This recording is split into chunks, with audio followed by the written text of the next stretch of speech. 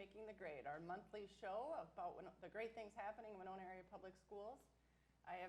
For our first segment today, I have two guests with us from our STEM program at Jefferson Elementary, Byron Gilliland and Kyle Martin. Welcome, gentlemen. Thank you. Thanks. Can you tell us a little bit about your background in Winona Area Public Schools and how I know STEM was a choice for you, so explain a little bit about why you thought that was an appealing position. Sure. I came from another district and was instantly drawn to STEM. Loved the hands-on kind of thing going on there, and I've been there this is my fourth year, teaching second grade this year with Kyle, and also do some STEM facilitating there. So. Yeah, this is my fourth year being in the district. I used to be at Goodview in Madison teaching fourth grade, so about a year and a half now, this is my teaching second grade, and the opportunity to work with Byron and the other two STEM teachers there. You learn a lot of good hands-on work and critical ways of thinking, so it's a great opportunity. Sure.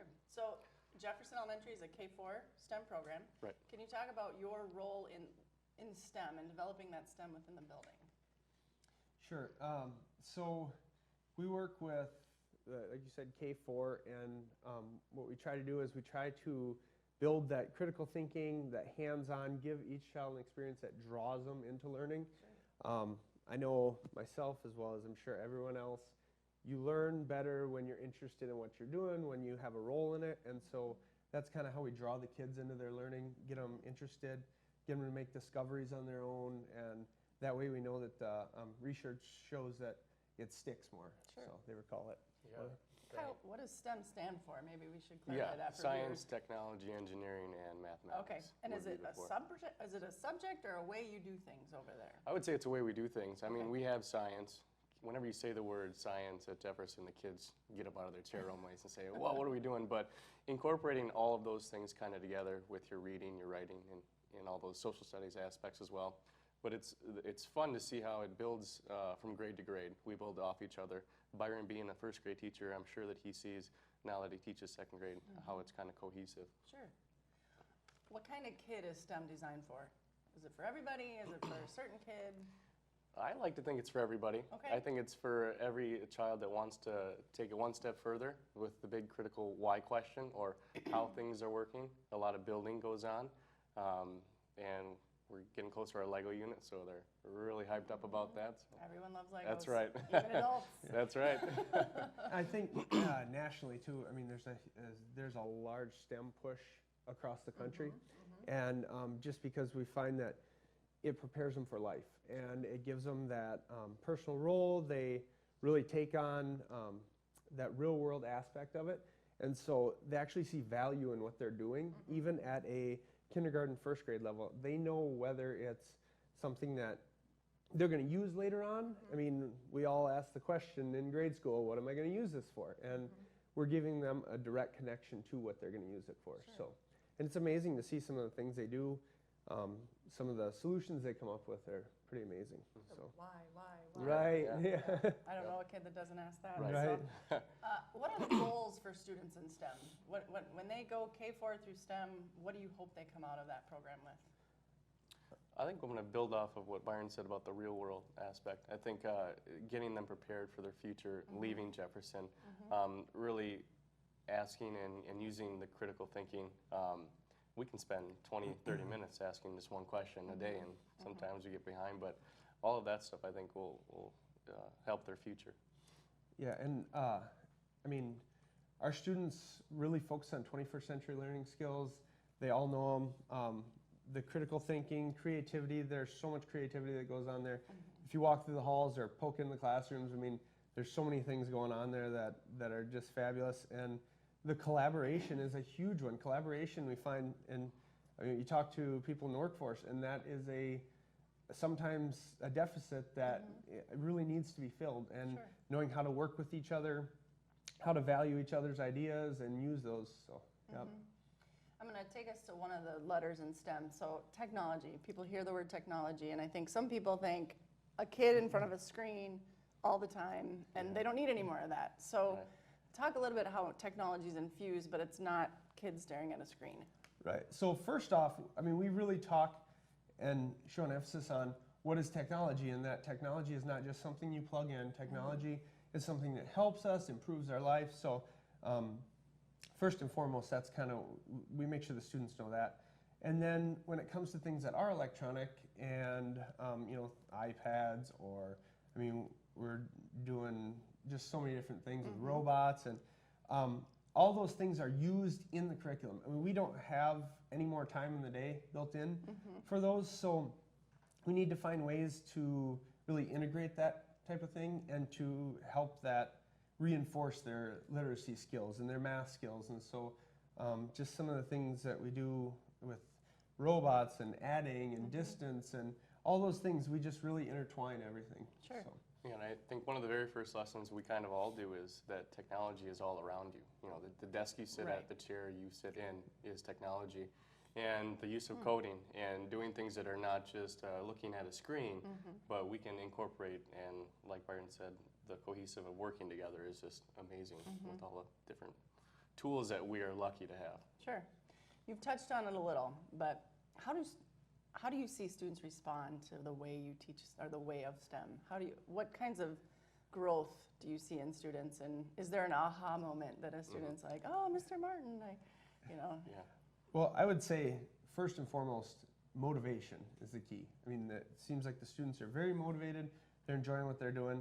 I think when those students, when we really use questioning, I think that's what really benefits. I know Kyle said, you know, we can spend 20 minutes on one question and really build off of others' ideas. And when they learn how to do that, you can see when students really know how to do that, because they're building off of what, you know, each person says, and they realize that gives them a value of what the other person is saying and their thoughts. So. Yeah, and through inspiration too, I think, you know, telling them or not telling them the answer, but guiding them to the answer is what we try to do there, a pathway to find it. So they develop those skills and being able to communicate with each other, always working together.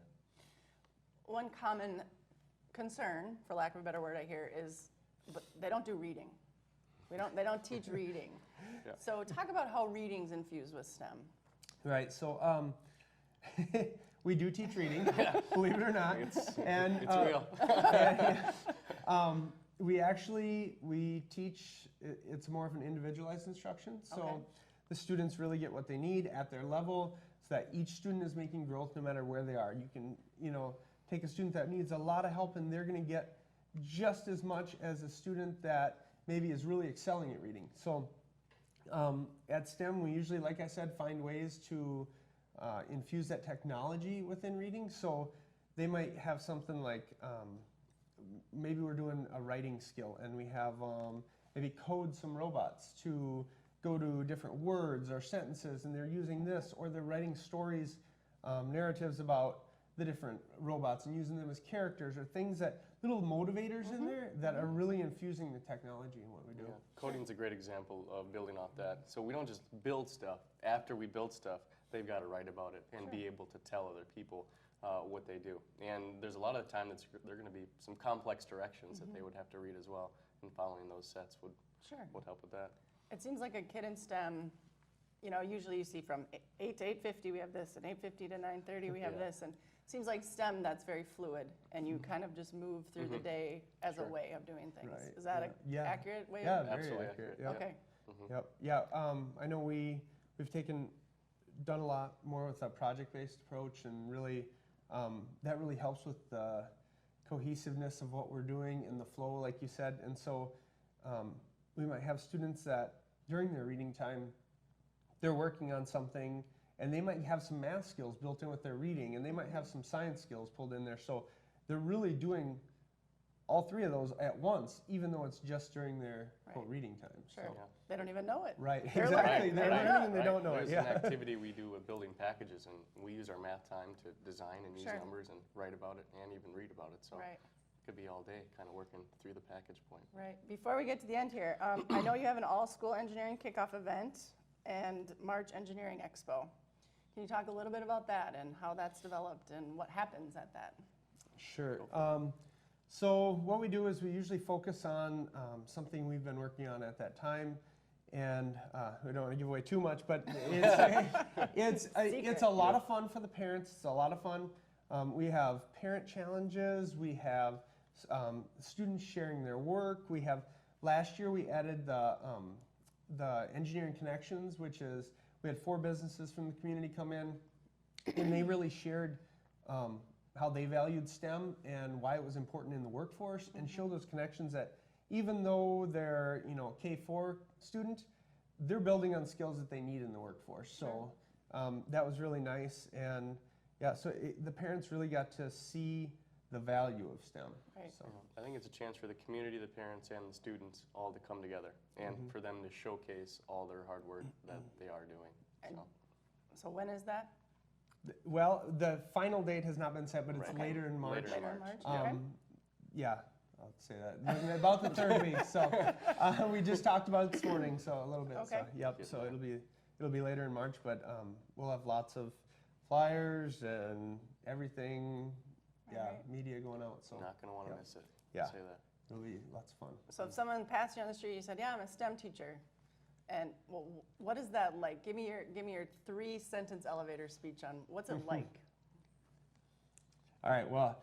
I'm going to think while you go. Yeah. I was going to say we've got about 30 Yeah, yeah. seconds. So I would say it is fun, it is motivational. I enjoy every day I go to work, which makes me try harder, and in turn, I put more effort into what I'm doing to get more effort out of the students. Sure. Yeah, I like the motivation part. I'm also inspired, and their chemistry and their characteristic building through STEM, I think, is great. Their attitudes. They love being in school, and we love having them there. Sure, and it shows. You know, I so much appreciate everything you guys have done for the STEM program. I know you work with a lot of great colleagues over there. Absolutely. So thanks for putting your heart and soul into it. It's a way. It's not new. I shouldn't say Right, it's new, but it's a great way for kids to learn. So thanks for being here today. Thank you. Absolutely, thank you. And stay tuned for our next segment as we talk to our SLIP, our Spanish immersion teachers.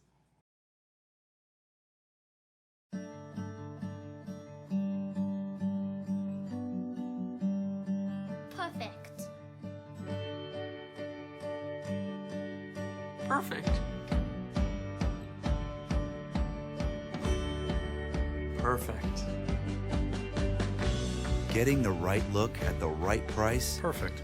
is always in style at Cost Cutters. Located in the professional building in the Winona Mall, 507-454-6030.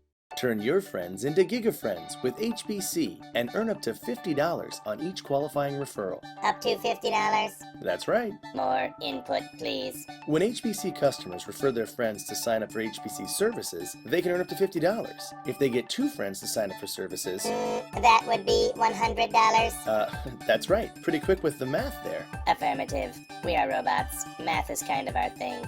Never would have guessed. Grab some GigaFriends and start saving today.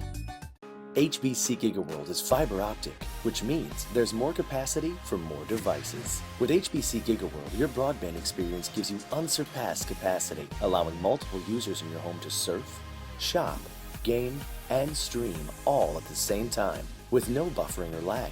HBC GigaWorld, with more bandwidth and reliability than any other provider, giving you the best speed and capacity for your GigaHome experience. Visit hbci.com to learn more.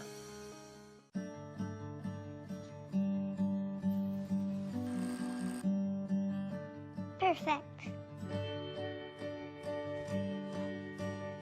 Perfect. Perfect. Getting the right look at the right price Perfect. is always in style at Cost Cutters. Located in the professional building in the Winona Mall, 507-454-6030. Cost Cutters is your family's full-service salon specializing in cuts, colors, and curls. Visit any one of our professional stylists today and get the look you want for less. And welcome back to Making the Grade, our monthly program here for Winona Area Public Schools. For our next segment, I have 2 teachers from our Spanish Language Immersion Program, our SLIP program at Madison Elementary. So welcome, ladies. Thank you. Can you give a brief background of what you've been doing and what brought you to Winona? All right. I've been working in the district for about 4 years. First year I was at Goodview, and I have been in the SLIP program the longest. Okay, I teach for first grade. all right. And my name is Indra. I am the 2nd grade SLIP teacher. This is my 2nd year in Winona.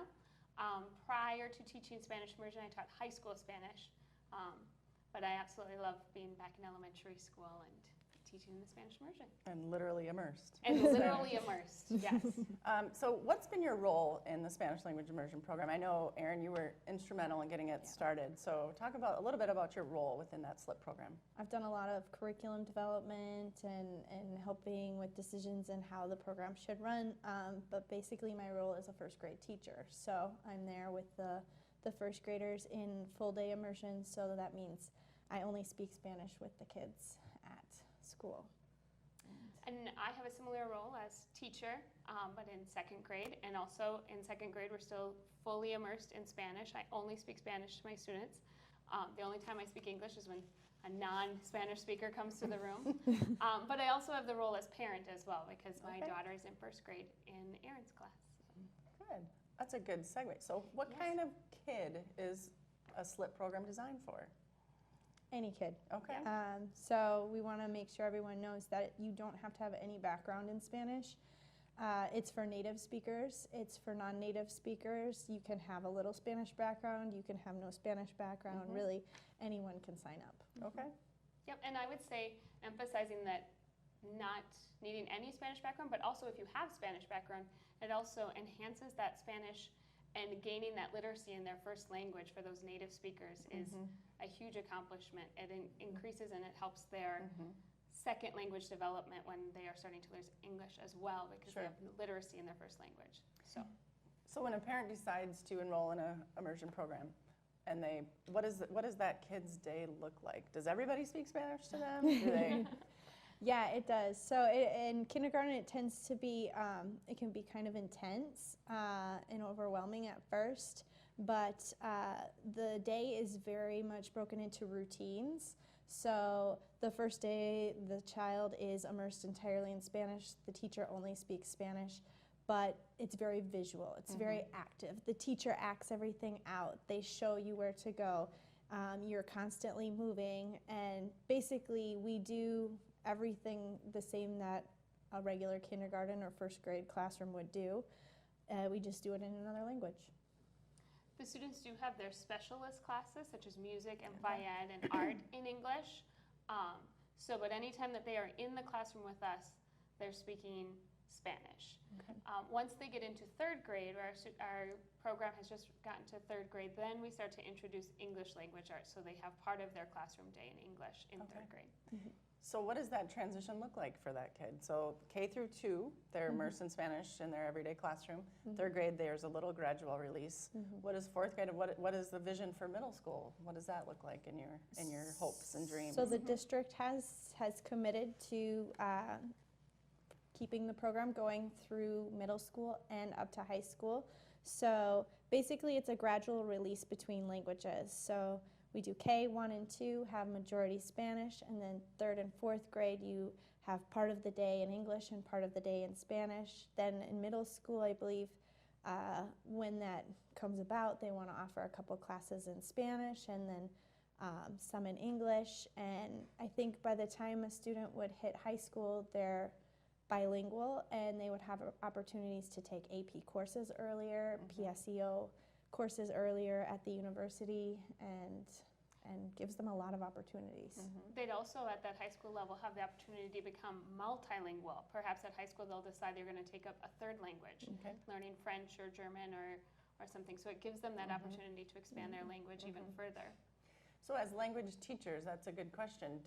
Is it a skill, natural skill for kids to be able to speak a language, or does immersion, is it allowed anyone to speak that language? I know I didn't take Spanish till I was in high school, and you struggled. It's that rote memorization and stuff. So, yeah. I can say, having taught high school Spanish, that the world of teaching immersion in elementary school is completely different.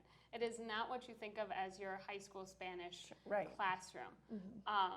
The students are immersed, and they're learning, they're communicating and all their social skills and their social conversations in Spanish, and it's much easier at that younger age, and when you are immersed in it for your whole day, rather than at a high school class, the traditional high school class where you're speaking Spanish just for perhaps 1 hour of your day or an hour and a half of your day. To have that total immersion makes the language come to life, and it's so much more practical to them as well, because I can talk to my friends about it. Language needs to be a form of communication. It's their communication, and they see the purpose of it in an immersion classroom than I think more so than we sometimes do in our high school classes as they are right now. Well, even like a 6-year-old is much more fearless and doesn't have as much embarrassment compared to a high school student. So they are more willing to take risks and try to use the language. So we do see that a lot. And also an elementary child is automatically still learning English. You're in that language learning mode in general. So it just seems like it's such an appropriate time to introduce a second language. So do you see any drawbacks in the learning of the English? Like, is there any concerns that parents may have to say, gosh, you know, I'm nervous because I want them to learn to read in English type of conversations? And how do you approach parents with that? I think, yeah, there is a lot of fear because the students will have 3 full years in Spanish, and they learn to read in Spanish first, and they learn to do math in Spanish first. But you kind of have to look at the big picture is bilingualism. Your child at the end of the road will be able to read, write, and speak in another language. The drawback is there might be a little bit of lag on maybe some state test scores in 3rd through 4th grade, but generally research shows there's a little dip in 3rd grade, and then there's a slingshot, and normally those students who have participated in immersion programs are overachieving their peers and in 5th grade. Sure. So they develop skills. It's not just about learning a language. Exactly, because those skills will transfer in both English and Spanish, those language skills. There's obviously the differences, but there's a lot of transfer as well in learning a language. I did a lot of research when I did I have my master's degree in teaching English language learners, and I did a lot of research about bilingualism and biliteracy. And as a parent looking at putting my daughter into the program, did a lot of research as well. And as Erin said, the research shows, that little lag for a while, but it's having that patience to wait for, as the English instruction is introduced, it will enhance their language abilities. Sure, absolutely. So you talked a little bit, what are the goals for a student in STEM? Slip. Slip. Our other type, sorry. Our slip if a kid goals. says, well, here's my goal, by 4th grade I'm going to blank. Bilingualism is, of course, a major goal. So reading, writing, and speaking in 2 languages. And we talk a lot about that. And the kids are really proud of the fact that they can talk to different people and have a world view. And I think also creating world citizens. So we have interns from other countries that are active in our program, from Colombia, from Spain. So the kids have a really close sense of, there are people from other parts of the world and they live differently than we do, and it's really accepting, and they're very curious about the world around them. Yep, so. They have a great appreciation and an awareness of the world, and that the world is bigger than Minnesota and Winona. And Winona, yes. And so I think creating that global citizen and that bilingualism and that appreciation for other cultures. So you touched a little bit why it's necessary. Why did you pick SLIP? It's a lot of work. It's a lot of work. So why did you choose to teach in a SLIP program? Because you're not native speakers. Nope. So why did you pick this? I know for myself, like I said, I used to teach high school Spanish. And before that, I taught regular elementary school. I taught 5th grade for 3 years. And then I did my master's degree in English language learners. And as I was doing that, I did so much research and read so much about bilingual programs and how those were the best programs for native speakers. And it was the best way for a native English speaker to learn another language. And the more research and the more I read, the more I said, that's what I want to do and that's what I want to be. And so for me, it worked out really well that I was living in Winona and teaching in a nearby community. And Winona started a Spanish immersion program, and that was just, I haven't looked back since. I absolutely love it. It is a lot of work. There's a lot of preparation and a lot of looking for materials that aren't quite as readily accessible, but it's very rewarding to hear those students having their conversations, their social interactions in Spanish. As I said, my daughter is in the program, and I picked her up from a birthday party, and all of the kids they have to speak Spanish to me. I can be speaking English to their parents, but it's, oh, there's Senora Indra, we have to speak Spanish. And just to see that is really exciting. Sure. Yeah, and I think I agree. I kind of stumbled upon immersion. It wasn't my plan ever. It just kind of worked out that way. And the second you see what these kids are capable of in another language, every year I'm blown away by like how much they're reading and writing, and I might use a word once and a week later they're using it, and they soak it up, and it's so rewarding to be able to see the outcomes that happen in our classrooms. I can imagine. And I've had some former high school students that are going into education and wanted to come and shadow my classroom and come and see me, and they're just blown away. By the kiddos. They're like, we could never speak like that, as high schoolers. So it's amazing. Yeah, I'm blown away every time I walk in your classroom, and I just stare at you probably because I can't understand what you're saying. I pick up a word here and there, but just to understand, and then I see the kids just moving, and I thought, where are they going? Yeah. But they just know. Absolutely. I know you have a program coming up. Yes. Talk a little bit about that. February 9th, we have a cultural night that will be happening at the middle school. So it's at 6:30 p.m. The whole community is invited. Come see what we're doing. We'll be learning cultural dances from around the world, songs, poems, a lot of interactive things. So come on down and see what we're doing. Sure. A lot of authentic culture. The second and third graders are learning to salsa. It's very exciting. That is very exciting. Do they have outfits and everything? Yes. Yes. So again, when is that? February 9th, Thursday, at February 6:30. 9th at 6:30 p.m. at the Winona Middle School. Very cool. So we have about a minute left, and every parent wants to help their kid. And if that's their concern about SLIP, what would you tell them? Like, I don't want them in SLIP because I don't speak Spanish and I can't help them. How do you get them over that hurdle? That's what our job is. We're there to help them with the Spanish. You're there to be the parent. So you can support at home by just reading in English. That supports what we do at school in Spanish. So I think if you have any questions, call me, ask me, come visit my classroom. My door's open. So. And I'd say, like I said, from the parent role, and my husband does not speak Spanish, and so, but the Spanish part of it, like Erin said, that's our job. Like, you can support your student, your son or daughter, in the same way you support them in a regular classroom, in a regular setting at home, by just reading with them. Because there's no, there's no rule to say, oh, because they're learning in Spanish, we can't read in English at home. Absolutely not. Okay. That same encouragement. Wonderful. Well, thank you, ladies, for everything you Thank do you for so our much. immersion program. It's been a wonderful ride. I've been on it for a couple years with you. Yeah. So, and thank you for joining us for Making the Grade, our monthly program about the great things happening in Winona Area Public Schools.